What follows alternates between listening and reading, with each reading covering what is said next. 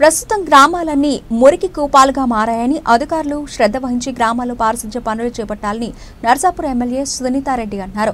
శుక్రవారం మెదక్ జిల్లా కొల్చారం మండలం రంగంపేట ప్రాథమిక వ్యవసాయ సహకార సంఘం పరిధిలోని పైతర, కోనాపూర్, మాందాపూర్ అలాగే ఐకేపీ ఆధ్వర్యంలో రాంపూర్ గ్రామంలో వరిధాన్యం కొనుగోలు కేంద్రాలను నర్సాపూర్ ఎమ్మెల్యే సునీతా లక్ష్మారెడ్డి స్థానిక నాయకులతో కలిసి లాంఛనంగా ప్రారంభించారు. అనంతరం ధాన్యాన్ని తూకం వేశారు.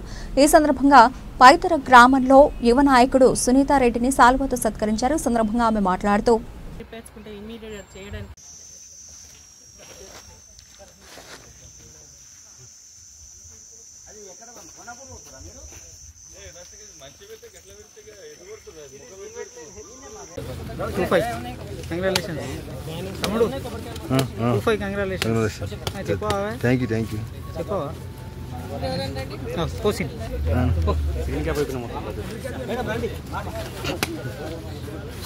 ముఖంలో కలర్ చేసిన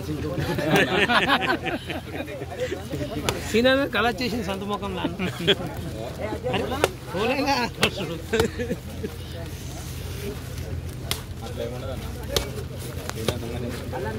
చెప్పేసి అంటున్నారు.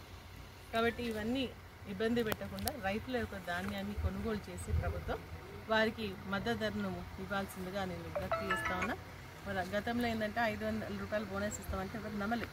కొంతమంది ఏంటంటే బయట అమ్మేసుకుంటారు. కానీ ఇప్పుడు ఖచ్చితంగా సెంటర్కి రావాలని, మరి గతంలో అమ్మినటువంటి వాళ్ళకు కూడా మన కొనుగోలు కేంద్రాల్లో కొంతమందికి బోనస్ కూడా రాలేదు. మేము మాట్లాడుతూ ఉంటే కొంత ఇప్పుడు రిలీజ్ అవుతూ ఉంది. మొత్తం రైతులందరూ కూడా పాత బకాయిలు రిలీజ్ చేస్తూ బోనస్కి సంబంధించి ఇప్పుడు కూడా ఇమీడియట్గా మళ్ళీ వాళ్ళ ధాన్యం కొనుగోలు చేసినటువంటి డబ్బులను వాళ్ళ ఖాతాలో వేయాల్సిందిగా కూడా నేను ప్రభుత్వాన్ని డిమాండ్ చేస్తూ, మరి దీనికి సంబంధించి ట్రాన్స్పోర్టేషన్ ప్రధానంగా ఏంటంటే ఒక కొనుగోలు కేంద్రంలో కొన్న తర్వాత రైస్ మిల్ అలాట్ చేసి రైస్ మిల్కి ట్రాన్స్పోర్టేషన్లో ఇబ్బంది జరుగుతూ ఉంది. ఇప్పుడు కూడా నేను దాదాపు వారం 10 రోజులు అయితే మన మండలిలో స్టార్ట్ చేసి ఒక్కొక్క ఇది వస్తూ ఉంది, ఏంటి లారీ వస్తూ ఉంది.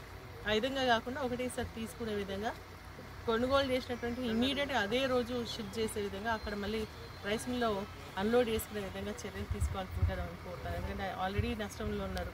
మళ్ళీ ఇక్కడ పెట్టి అక్కడ పెడితే మళ్ళీ రైతుకు ఒక్కొక్క క్వింటాల్కి 2 కిలోలు 3 కిలోలు కూడా నష్టపోయేటువంటి పరిస్థితి ఉంటుంది. కాబట్టి అట్లా జరగకుండా ఇమీడియట్గా ట్రాన్స్పోర్టేషన్ ఫెసిలిటీ కూడా కల్పించాలని చెప్పేసి నేను కోరుతా ఉన్నా.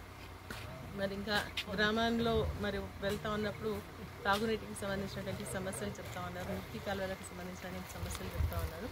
గతంలో పల్లె ప్రగతి కార్యక్రమం ద్వారా గ్రామాలన్నీ కూడా మరి స్వచ్ఛంగా క్లీన్ అండ్ నీట్ కార్యక్రమం ద్వారా మంచి నీట్గా చేయడం జరిగింది.